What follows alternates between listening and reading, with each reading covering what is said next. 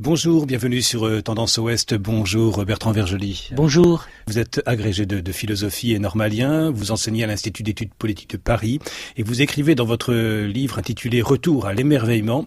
Il est beau de s'émerveiller, on peut être pauvre, sinon on sait s'émerveiller, on est riche. On peut être riche, sinon on ne sait pas s'émerveiller, on est pauvre. Mais de quelle richesse et de quelle pauvreté parlez-vous, Bertrand Vergely ? Mais je parle de la pauvreté et de la richesse intérieure. Nous avons la vie incarnée, matérielle qui est la nôtre et qui est la vie que l'on reçoit, parfois la vie que l'on subit, la vie à laquelle nous sommes confrontés parce que nous sommes embarqués dans la nécessité. Et puis il y a une vie que l'on fait vivre, une vie intérieure, une vie active, la vie de notre âme. Une des plus grandes découvertes de l'existence humaine, c'est la découverte de cette vie liée à l'émerveillement et liée à une expérience d'existence forte. Mais lorsque chacun d'entre nous regardons notre vie, nous voyons aussi qu'elle n'est pas faite que d'émerveillement. Écoutez, ça fait longtemps que je réfléchis sur ce livre et je me suis rendu compte que les êtres capables d'émerveillement sont partout. Mais le discours sur l'émerveillement et le discours sur l'existence, il est relativement rare et marginal. Nous sommes abreuvés de mauvaises nouvelles. Nous sommes abreuvés également d'une idéologie qui consiste à dire que si on n'est pas sombre, triste, désespéré, tragique, en fait, on se nourrit d'illusions, on n'est pas lucide. Et donc tout se passe comme si la tristesse, la morosité, la sinistrose avaient le monopole de l'intelligence. Et ça me paraît très grave parce que ça voudrait dire deux choses. Premièrement, que rien ne se fait dans l'existence. Et deuxièmement, qu'il n'y a pas des hommes et des femmes qui font des choses absolument admirables. Et vous employez des mots forts puisque vous me parliez tout à l'heure hors micro d'une dictature de la noirceur. Je pense qu'il y a des gens qui profitent du malheur des êtres humains. Et puis je crois aussi que le fait de noircir les choses, de voir la violence, ça permet d'avoir immédiatement du pouvoir. Et c'est une sorte de coup de poing que l'on donne pour finalement sidérer les esprits, les fasciner, en étant celui qui est le plus intelligent, celui à qui on ne la fait pas. Pour reprendre l'un des versets de Saint Paul dans le Nouveau Testament qui dit « Pourquoi est-ce que je fais le mal que je ne voudrais pas faire et le bien que je voudrais faire, pourquoi est-ce que je ne le fais pas ?» Bien, je crois que Saint Paul voit bien le combat de l'être humain et il montre quelque chose d'essentiel, c'est que nous sommes divisés tant que notre être profond ne s'est pas accompli. Je crois que pour voir le bien et le faire et pour ne pas faire le mal, je crois qu'il faut aller dans la grande profondeur de soi-même. Finalement, c'est Spinoza qui donne un commentaire de Saint Paul en disant « Les êtres se croient libres, les êtres s'imaginent sous la forme d'êtres idéaux, et ils ne sont pas dans la vie, ils n'ont pas encore commencé à vivre. » Et donc, à un moment, c'est la raison pour laquelle ils voient le bien sans adhérer au bien. La preuve, quand je me crois bien et que je m'idéalise, je n'ai pas besoin du bien. Tandis que quand à un moment, je suis dans un état où je suis vraiment affamé et assoiffé de l'existence, là tout d'un coup, lorsque l'existence survient, lorsque la plénitude survient, je n'ai pas envie de la laisser partir. Et donc je m'y attelle. Mais entre avoir et être, l'équilibre n'est pas facile à trouver. Autrement dit, entre l'accessoire et l'essentiel d'une vie, comment trouver l'équilibre ? Je pense qu'entre avoir et être, il y a une rupture. Dans la mesure où véritablement il s'agit ici de deux trajectoires complètement antinomiques. Je ne parle pas de l'avoir légitime, je parle de l'opposition dans le monde entre celui qui veut dominer, posséder et celui qui se laisse saisir par. Donc nous sommes dans l'être lorsqu'à un moment nous passons par un autre niveau où là nous ne sommes pas dans l'avoir. Alors justement, Bertrand Vergely, quand est-ce que dans une vie, nous pouvons trouver l'équilibre ? Nous trouvons l'équilibre quand nous acceptons un déséquilibre. Ça, c'est une des grandes lois de l'existence. Alors, qu'est-ce que ça veut dire ? L'équilibre se trouve dans le déséquilibre. Ça veut dire que le déséquilibre, c'est le chaos. Pourquoi le monde est-il chaotique ? Parce que le monde est encore à l'état de germe, de naissance. Il n'est pas encore arrivé à maturité. Et pour ça, il faut rentrer dans le monde, il faut rentrer dans la réalité, il faut la vivre, il faut s'incarner, il ne faut pas, fuir la réalité. Et c'est là que nous pouvons arriver à une forme d'équilibre. Alors tous les grands maîtres de toutes les sagesses ont tous fait l'expérience de ce monde. C'est ce que j'appelle l'opération du devenir adulte de nous-mêmes. Toutes les grandes créations, toutes les grandes découvertes, toutes les expériences humaines passionnantes sont bâties autour de cette aventure. C'est l'aventure de la vie. C'est la plus grande aventure qui soit. Et je crois que la plus grande aventure qui soit, c'est se réconcilier avec ce monde et avec cette vie qui ne sont pas évidents au départ. Justement par rapport aux 2 mots-clés du titre de cette émission diffusée sur Tendance Ouest, ce dimanche matin, cœur et vie. Que vous inspirent ces 2 mots-clés ? Le cœur et la vie représentent pour moi, pour le cœur, un principe de connaissance et pour la vie, un principe de réalité. Alors qu'est-ce que c'est que la vie ? La vie est un souffle de création. La vie est la manifestation de Dieu. Un jour, je parlais avec André Comte-Sponville et on voyait ce qui nous distingue. Et il disait, pour moi, la vie vient de la matière et pour toi, la matière vient de la vie. C'est-à-dire, pour moi, la vie précède la matière. Nous sommes dans un univers créatif.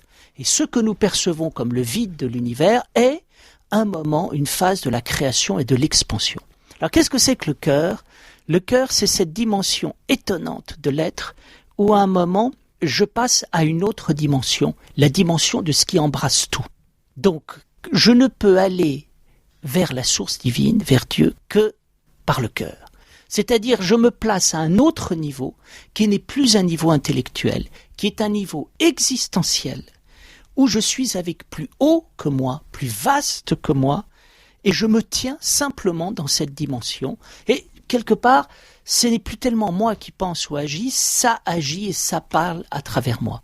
Mais ce que je crois que l'expérience du cœur, c'est une expérience tout à fait extraordinaire qui fait que je me place à un autre niveau. Alors, effectivement, là, nous pouvons comprendre ce qu'est l'amour des saints, c'est-à-dire ils embrassent toute existence. Et tout ce qui vit a du prix aux yeux de Dieu, est-il dit. C'est une expérience véritable. Alors là, je dirais, l'amour des saints, c'est l'amour universel. C'est l'amour qui est capable de tout embrasser, y compris les plus petites choses. Donc là, on est au sens fort de ce qu'on pourrait appeler la charité ou le chérir. Ce qui est extraordinaire, c'est qu'à un moment, on est capable d'aller avec le cœur dans la vie, on est capable de voir la source de vie et la manifestation de cette source. Donc on est devant des niveaux extrêmement forts de connaissances, derrière des mots qui peuvent paraître très simples. À l'heure de cette année scolaire qui se termine, avec tous ces examens également, un sujet de philosophie avec vous, voici la question. Qu'est-ce qui donne un sens particulier à votre vie ? Je n'ai pas le sentiment que je viens de rien, que je suis rien et que je vais vers rien. Je crois qu'il y a un rien libérateur et je pense que parfois faire l'expérience du vide est extrêmement importante, mais pour comprendre quoi ? Pour comprendre alors quelque chose qui est l'inouï de l'existence. Et cet inouï de l'existence montre l'inouï de l'origine qui est la même chose que l'inouï de la destination. Je crois que le sens, ça va plus loin que tout. Quand on dit que la vie a du sens, on ne parle pas intellectuellement du sens, on parle premièrement de la valeur. C'est-à-dire, on ne parle pas du sens comme direction ou signification, on parle du sens comme valeur, et au-delà de la valeur, on parle du fondamental. C'est-à-dire qu'à un moment, lorsque je fais l'expérience du sens de la vie, le sens de la vie n'est ni utilitaire, ni intellectuel, ni individuel, il est, alors au sens fort du terme, transcendant, c'est-à-dire fabuleux. Mais comment découvrir cette intériorité dans un monde où le brouhaha règne, où nous mettons toujours des casques sur les oreilles, où les gens semblent s'enfermer et ne laissent pas l'intériorité de leur être s'ouvrir? Alors ça, c'est une des plus grandes expériences qui puissent se faire, c'est qu'il y a quelque chose en nous qui vit en nous. C'est ce que les chrétiens appellent le Christ. C'est ce qu'on peut appeler le soi. Je sais que ça pourra énerver des gens que je rapproche le soi et le Christ, mais il y a quand même en nous un être éveillé, plus éveillé que nous-mêmes. Ce que dit saint Augustin, cet étrange étranger, plus intime à moi-même que moi-même. Et je dirais cet être qui se réjouit de nous ou qui s'attriste de nous et qui fait qu'à un moment, on peut pas tricher parce qu'il y a en nous quelqu'un qui sait et qui sait mieux que nous. Et ce n'est pas du viol. C'est pas du viol parce que y a pas ça nous empêche pas d'exister. Ça se réjouit ou ça s'attriste. Pourquoi? Pour que nous soyons nous-mêmes. Quelles sont, selon vous, les clés pour que la personne puisse s'épanouir? Il y a 3 manières de le découvrir. Le premier, c'est la fatigue de vivre dans le brouhaha. Il y a un moment, on en a assez, notre corps crie grâce et on a besoin de repos. La deuxième, c'est les moments de qualité de l'existence où il y a quelque chose de tellement beau que le reste pâlit. Et troisième point, il y a quand même des pratiques. C'est-à-dire, les sagesses nous ont appris que on peut faire vivre cette personne en nous qui appelle à la vie, qui a la saveur de la vie.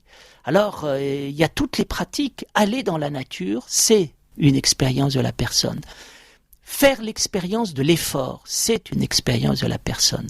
Tout engagement profond dans la relation humaine, dans l'engagement politique, social, humain, nous oblige nécessairement, si on veut être juste, à écouter.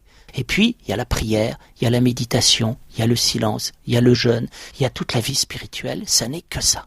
Dimension humaine et dimension spirituelle avec vous, donc Bertrand Vergely, pour cette émission Tendance Confidence ce dimanche matin. Quelle distinction faites-vous entre l'oubli et le pardon? Il y a beaucoup de gens qui disent « je peux pas oublier ». Non, il n'est pas question d'effacer, de gommer, mais il n'est pas question de ressasser non plus. Et je crois que le pardon, c'est ce qui permet de sortir du ressassement, de la vengeance, de la rancune, et de passer à un autre niveau. Ça ne veut pas dire qu'on oublie, mais ça ne veut pas dire aussi qu'on est obsédé. On passe à un autre niveau. Est-ce que le pardon, c'est croire ou espérer que la personne qui m'a fait du mal est capable d'évoluer et d'aller vers le bien? Espérer, peut-être, mais en tout cas, c'est arrêter de la maudire. Ensuite, on espère tous, bien évidemment, que si on peut espérer, ça veut dire qu'on a arrêté de la maudire.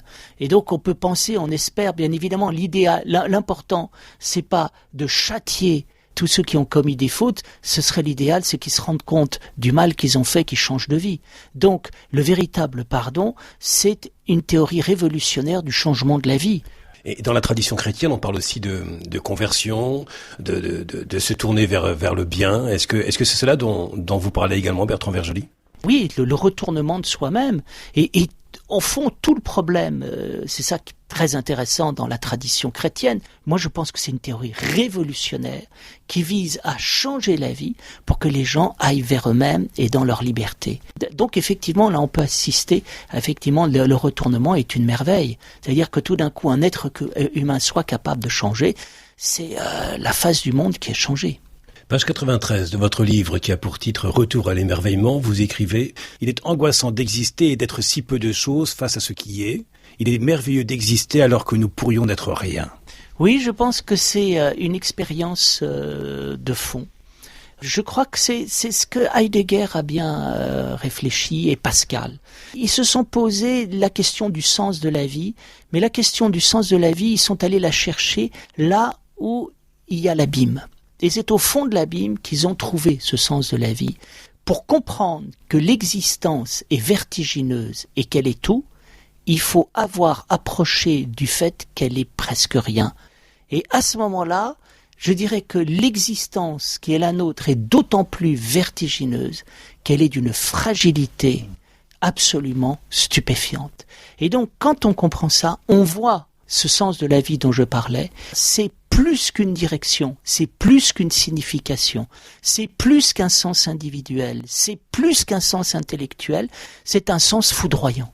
Donc avec Christiane Singer, vous pourriez dire à quelques secondes de votre mort, Bertrand Vergely, tout est vie, rien n'est plus fort que le miracle de la vie. Mais écoutez, je ne sais pas si je pourrais le dire, j'espère pouvoir le dire, je crois que rien ne peut altérer la vie. Vous voyez, Etty Hillesum, quand elle est dans les camps de concentration, elle dit la même chose. Elle est en camp de concentration, mais elle dit, en fait, je dirais que la vie est belle. Ce qui est au fond extrêmement logique. Si la vie n'était pas belle parce que le nazisme existe, ça voudrait dire que le nazisme est plus fort que la vie. Or, le nazisme n'est pas plus fort que la vie. Le cancer n'est pas plus fort que la vie. Le sida n'est pas plus fort que la vie. Le sida est une chose, le cancer est une chose, le nazisme est une chose, et la vie en est une autre. Je crois qu'à un moment, on vit une confusion, et quand on vit une confusion, on croit que le mal, c'est la seule réalité. On croit que la mort, c'est la seule réalité. Et finalement, l'expérience de ces êtres qui sont confrontés à des situations terribles est de dire, mais pas du tout. La réalité se trouve ailleurs. Alors ça, pour le dire, il faut le dire spirituellement. Il ne faut pas le dire pratiquement parlant. On pourrait dire, Christiane Singer est morte, et sur un plan matériel, la mort est plus forte que la vie. Oui, mais sur un plan spirituel, ça veut dire que la vie ne se résume pas au cancer. La vie ne se résume pas au nazisme. La vie ne se résume pas aux maladies. Et attention à vouloir résumer la vie uniquement à sa part morbide. Et en conclusion pour cette émission, Bertrand Vergely, s'émerveiller pour vous, c'est quoi ? Nous venons d'un émerveillement. Nous venons d'une extase, d'une jubilation.